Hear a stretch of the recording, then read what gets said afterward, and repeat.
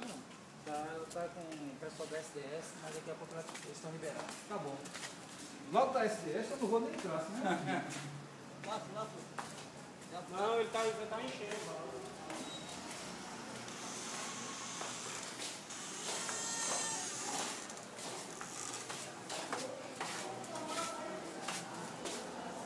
SDS, né? O pessoal da segurança pública. Da secretaria.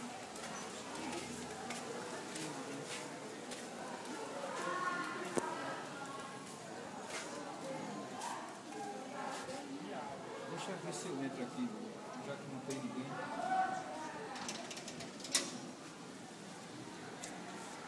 Depois eu vou no para poder falar um pouco, né, sobre a sala de aula do Colégio Alfredo Freire. Ela mudou naturalmente a partir das paredes com esses azulejos que não havia, porque isso faz parte de uma padronização do governo do Estado, das escolas públicas, né? Mas aqui o piso é o mesmo, tá? As cadeiras, eu penso, são essencialmente as mesmas, com algumas mudanças, né? Mudou o birô, aqui não havia, né? Aqui havia um quadro negro, né? E nós nos sentamos aqui, e foi aqui em que a maioria de nós descobriu o mundo do pensamento, o mundo da cultura, o mundo da inteligência, né? Que de certa forma nos fez o que somos hoje, né? Aqui, numa sala como esta, entrava o professor Arlindo Albuquerque, um grande humanista, o primeiro grande exemplo de humanista que nós tivemos, porque sendo professor de francês e de português, ele tinha um profundo conhecimento de literatura, de latim, né? E era um homem de esquerda que foi perseguido em 64 e preso. O professor Arlindo trouxe para a gente, né, a cultura, o pensamento, os grandes humanistas, por exemplo, da Revolução Francesa. Foi a primeira vez em que ouvimos falar de Jean-Jacques Rousseau. Foi a primeira vez em que ouvimos falar de Voltaire, né? Ele nos fazia ler textos de Jean-Jacques Rousseau aqui, como, por exemplo, Sobre o Prazer de Andar a Pé. Um grande humanista, amigo dos alunos, amigo da cultura, sabe? E gostava de gente, de pessoas. Ele esteve aqui conosco. Quando eu digo conosco, eu me refiro, por exemplo, a alguns alunos que estão presentes aqui, que estiveram comigo aqui. Arlindo Melo, o José Antônio Spinelli, o Otaciel de Oliveira Melo, eu, naturalmente, quem estava comigo, eu, né? Mas às vezes era tão esquizofrênico que nem eu estava comigo. Walter Rocha e Zanoni Carvalho. Todas essas pessoas, com exceção de mim, hoje são professores universitários, com exceção de mim e de Arlindo. Arlindo é analista, né? É calculista, né? E eu sou escritor e jornalista. Os demais, como Spinelli, Otaciel, Walter e Zanoni, são professores universitários. Aliás, Otaciel é mais conhecido entre nós por Bocage. Se você chamá-lo aqui de Otaciel, muita gente não conhece. Mas ele é Bocage em atenção não ao poeta, mas ao Bocage escroto da anedota, o Bocage obsceno.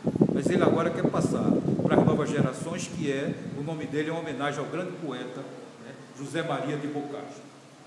São autores deste livro aqui também o pesquisador Evaldo Donato, Ivaldi Calado, que é professor e pintor e escritor, José Amaro Santos da Silva, que é grande estudioso das culturas afro do Nordeste e musicólogo e maestro, José Ramos Sobrinho, ex-funcionário do Banco do Brasil e antropólogo, escritor, Paulo Caldas, escritor.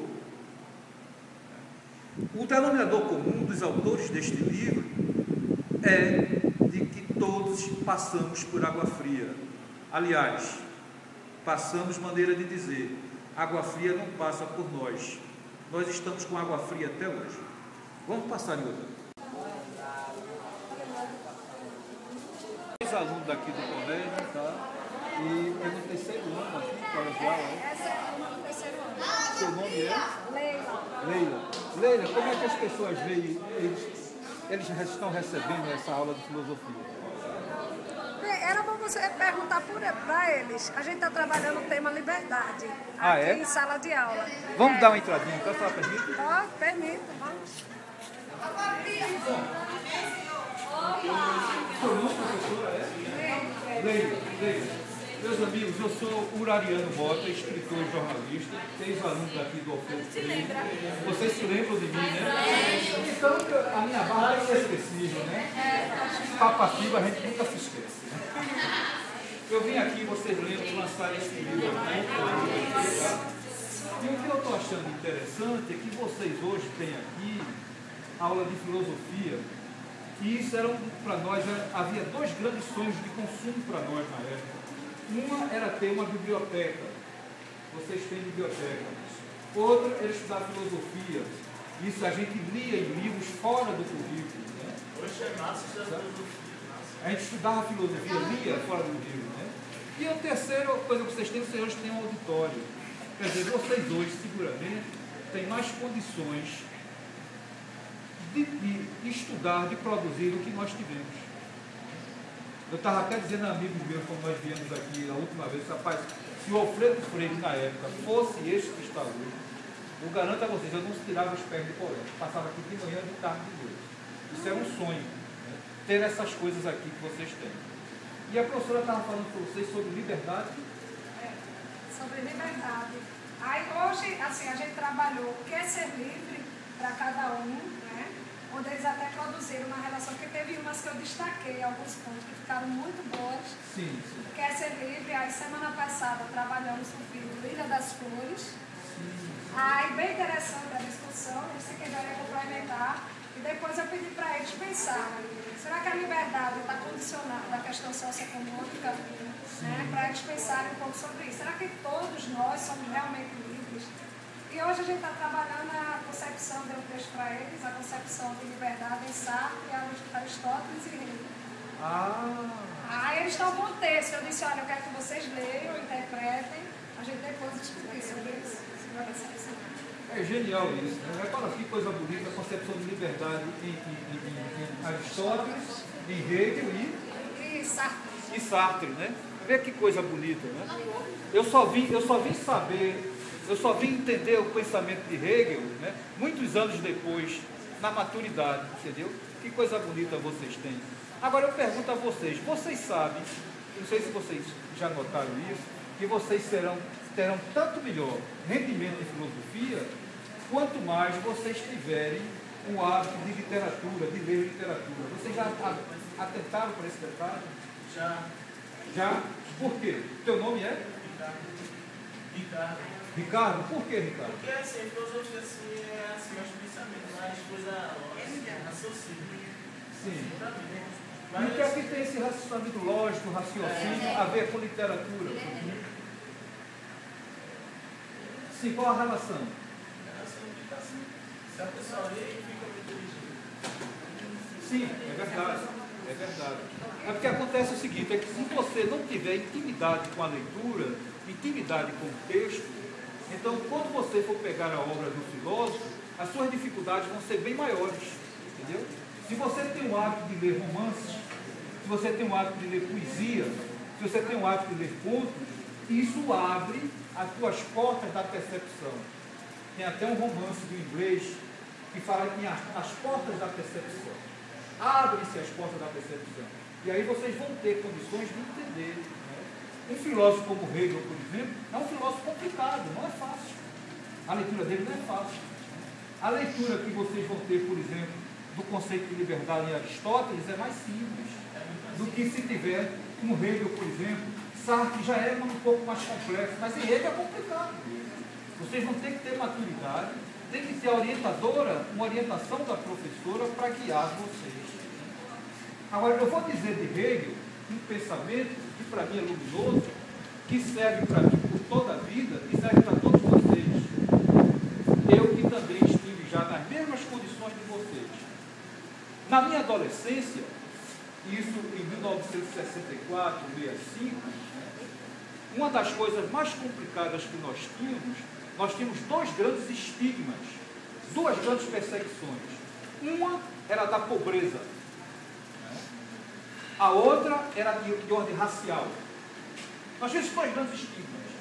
Então, nós pegávamos o reflexo da Segunda Guerra Mundial, onde havia uma doutrina nazista que falava em raças puras. E as raças puras seriam as raças arianas. E nós, brasileiros, estaríamos fora dessas raças puras, porque nós somos um povo essencialmente mestiço, um povo misturado. Então, carregávamos essa discriminação, esse preconceito secular nas nossas costas, de que seríamos uma sub-raça, uma raça inferior. Em Hegel, vocês vão ver um pensamento luminoso que combate isso radicalmente. Ele diz: não existem fenômenos puros. Se não existem fenômenos puros, a raça pura é uma abstração. Não existe isso. Essa raça pura é uma ilusão, não existe.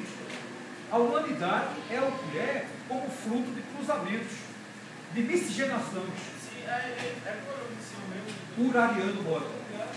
Sim, aí, pessoal. O pessoal fica com preconceito com igreja. No caso, todo mundo. A humanidade surgiu da África. É verdade, ela cientificamente veio da África. É da África.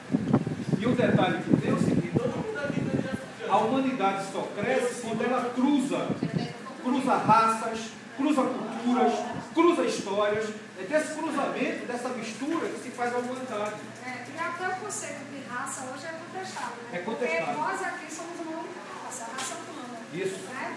Essas diferenciações que se faz é pura abstração. É pura abstração. Porque geneticamente somos uma só. Somos uma só raça. E aí o seguinte, eu não tinha a percepção na época de dizer o seguinte: o orgulho imenso que a gente tem de ser brasileiro. Por quê? Porque nós temos talvez a música popular mais rica do mundo. A melhor do mundo é a nossa música. E a nossa música popular é fruto dessas misturas.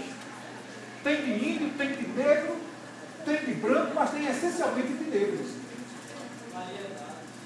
Tem variedades. Aqui em Pernambuco a gente tem frevo, tem parado. Tudo isso é fruto de mistura. A humanidade ela só funciona na mistura. E o detalhe que tem é o seguinte: está provado o seguinte: vocês já viram que quando se quer obter de pessoas com animais, com espécies, o chamado fenômeno puro, ele degenera. É uma degeneração. Não sei se vocês já viram os casamentos entre primos. Os casamentos entre primos estão obtendo uma espécie mais pura. Degenera. Há uma degeneração. O futuro da humanidade é a miscigenação. E nós já estamos nesse futuro. Esqueceu de dizer uma terceira perseguição política, né? A perseguição política. Que Era nós a época da sofremos. ditadura militar, na época que ele era legal. Pois. E esse livro aqui, Voz de Água Fria, está aí na biblioteca de vocês.